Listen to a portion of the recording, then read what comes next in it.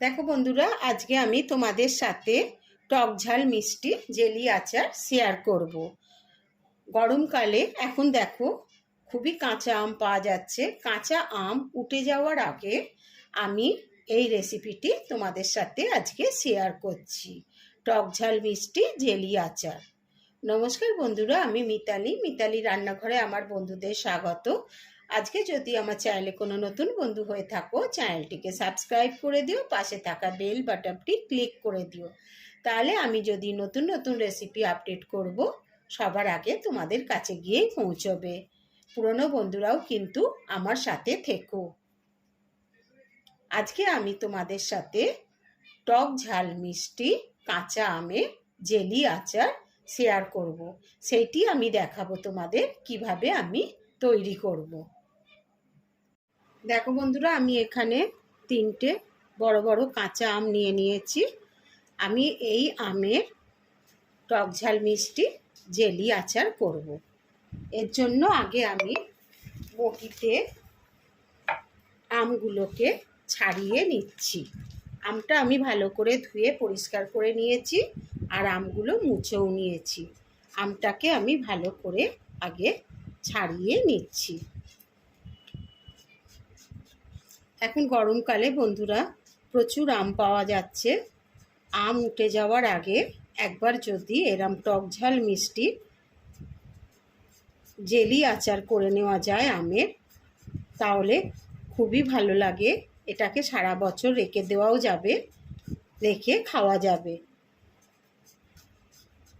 এই জন্যে আমি আজকে জেলি আচারটা করছি। দেখ বন্ধুরা, আমি এরমভাবে কেটে নিলাম, আর আমি বিচিটাকে বার করে দিচ্ছি। এরমভাবে আমি দেখলে বন্ধুরা, দেখো এরম দুটো ফালি করে নিলাম, আর ভালো করে ছাড়িয়ে নিলাম। নিয়ে আমি এবার এইগুলোকেও একইভাবে ছাড়িয়ে নিচ্ছি। দেখো বন্ধুরা, আমি আমগুলোকে সব ছাড়িয়ে নিয়েছি, আর আমগুলো এরম দুটো করে ফালি করে নিয়েছি। এবার দেখো আমি একটা গ্রেটার নিয়ে নিয়েছি। এই গ্রেটারের সাহায্যে আমি আমগুলোকে গ্রেট করে নেব। এই যে ছোট অংশটা দেখছো, একদম যেটা মিহি হবে, এই ছোট অংশ দিয়ে আমি আমটাকে এরমভাবে গ্রেট করে নেব। এরমভাবে গ্রেট করে নিলে তাহলে জেলি আচারটা খুব সুন্দর হবে। ওই জন্য আমি আমগুলোকে এরমভাবেই গ্রেটারের সাহায্যে গ্রেট করে নিচ্ছি।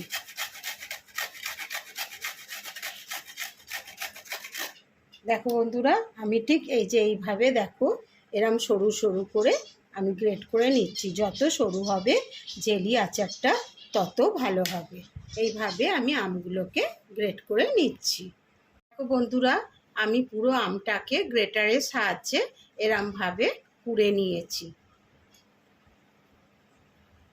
দেখো বন্ধুরা, আমি টক ঝাল মিষ্টি আচারের জন্য এখানে আমি কড়াটা বসিয়ে দিয়েছি, ওভেন জ্বেলে দিয়েছি। কড়াতে আমি সর্ষের তেল দিয়ে দিচ্ছি। অল্প করে একটুখানি সর্ষের তেল দিয়ে দিলাম, আর তেলটা গরম হয়ে গেলে আমি এতে 2টো শুকনো লঙ্কা দিয়ে দেবো। 2টো শুকনো লঙ্কা দিয়ে দিলাম। তেলটা গরম হয়ে গেছে। শুকনো লঙ্কাগুলো একটু ভাজা ভাজা হলে আমি এর মধ্যে আমটা ছেড়ে দেবো। বন্ধুরা দেখো, এবার আমি আমটা এর মধ্যে ছেড়ে দিলাম।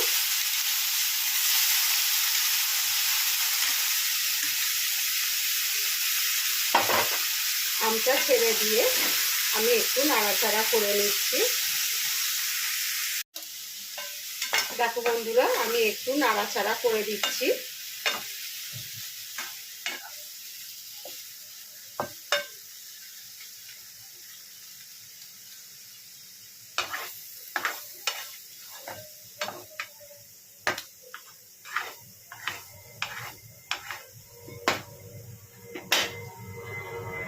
আমটা একটু আমি ঢাকা দিয়ে রাখছি। আমটার থেকে একটু জল বেরোলেই আমি এর মধ্যে তারপরে চিনিটা দিয়ে দেবো। দেখো বন্ধুরা, আমি ঢাকাটা খুলে নিচ্ছি। আমটা অনেকটাই দেখো নরম হয়ে গেছে আর একটু জল জলও বেরিয়েছে। এবার আমি এর মধ্যে চিনিটা দিয়ে দিচ্ছি। দেখো আমি এখানে 400 গ্রাম চিনি নিয়েছি। আমি চিনিটাকে দিয়ে দিচ্ছি, দিয়ে আমি ভালো করে নাড়াচাড়া করে নিচ্ছি। আমার আমটা 500 গ্রামের মতন আম ছিল, আমি ওই জন্য এখানে 400 গ্রাম চিনি দিলাম।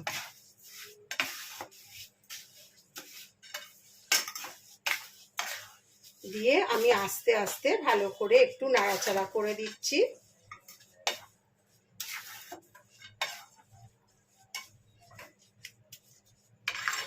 চিনিটা গলুক ততক্ষণ আমি এটাকে ঢাকা দিয়ে রাখছি, এতে আমার চিনিটা আমের গলে যাবে।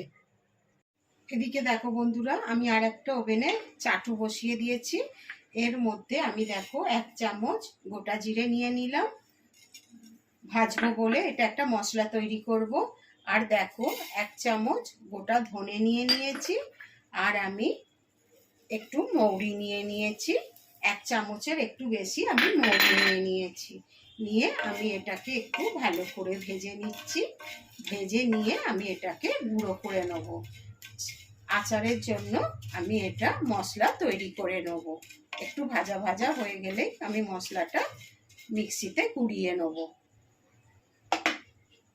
এবার দেখো বন্ধুরা, আমি ঢাকাটা খুলে নিলাম। নিয়ে আমি তোমাদের দেখিয়ে দিচ্ছি। দেখো কতটা চিনি থেকে রস বেরিয়েছে, দেখছো বন্ধুরা।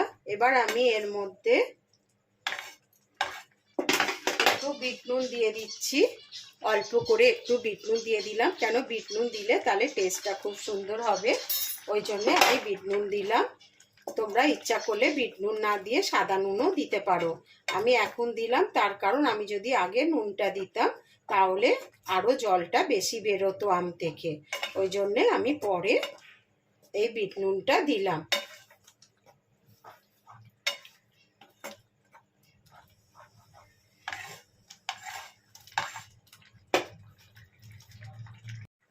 দেখো বন্ধুরা, আমি এবার একটু অল্প করে একটুখানি কাশ্মীরি লঙ্কার গুঁড়ো দিয়ে দিলাম, যাতে একটু দেখতে ভালো লাগে। এটা তোমরা দিলে দিতেও পারো, আবার না দিলে নাও দিতে পারো। আমি ইচ্ছা করেই দিলাম, এটা দেখতে ভালো লাগবে। আর একটু শুকিয়ে গেলে তারপরে আমি মশলাটা দিয়ে দেবো যেটা কুড়িয়ে রেখেছি। এইভাবে আমি একটু ভালো করে নাড়িয়ে নিচ্ছি। দেখো বন্ধুরা, এবার আমি এর মধ্যে যে মশলাটা গুঁড়িয়ে রেখেছিলাম সেই মশলাটা আমি দিয়ে দিচ্ছি 2 চামচের মতো। এই মশলাটা দিলে এই আমের জেলি আচারটা আরো সুন্দর টেস্টি হবে খেতে। বন্ধুরা তোমরা অবশ্যই কিন্তু আমি যেভাবে করছি এইভাবে তোমরা একবার করো বাড়িতে, দেখবে খেতে খুব সুন্দর হয়। আম উঠে যাওয়ার আগে তোমরা এই জেলি আচারটা টক ঝাল মিষ্টি বাড়িতে একবার তৈরি করে নিও। দেখো বন্ধুরা, আমার এই জেলি আচার তৈরি হয়ে গেছে। আর আমি কিন্তু বেশি শুকোবো না, কেন এটা শুকিয়ে গেলে ঠান্ডা হলে এটা কিন্তু আরও রসটাকে টেনে নেবে, ওই জন্য আমি আর বেশি শুকোবো না। আর আমি গ্যাসটাকে অফ করে দিচ্ছি। বন্ধুরা যদি আমার এই রেসিপিটি তোমাদের ভালো লাগে তাহলে কিন্তু লাইক শেয়ার আর কমেন্ট করতে ভুলো না যেন। অনেক অনেক শেয়ার করে দিও ফ্যামিলিদের মধ্যে, বন্ধু বান্ধবদের মধ্যে। দেখো বন্ধুরা, আমার আমের টক ঝাল মিষ্টি জেলি আচার তৈরি হয়ে গেছে। দেখো আমি সার্ভ করে দিয়েছি। যদি তোমাদের এই রেসিপিটি ভালো লেগে থাকে তাহলে আমার চ্যানেলটিকে সাবস্ক্রাইব করে দিও আর পাশে থাকা বেল বাটনটি ক্লিক করে দিও, তাহলে আমি যে নতুন নতুন রেসিপি আপডেট করব সবার আগে তোমাদের কাছে গিয়েই পৌঁছবে। বন্ধুরা দেখো, দেখেছো বন্ধুরা কত সুন্দর দেখো আচারটা হয়েছে, আর কালারটা দেখো কত সুন্দর হয়েছে। আমি আবার একটি নতুন রেসিপি নিয়ে তোমাদের সামনে হাজির হব। তোমরা ভালো থেকো, সুস্থ থেকো। ধন্যবাদ।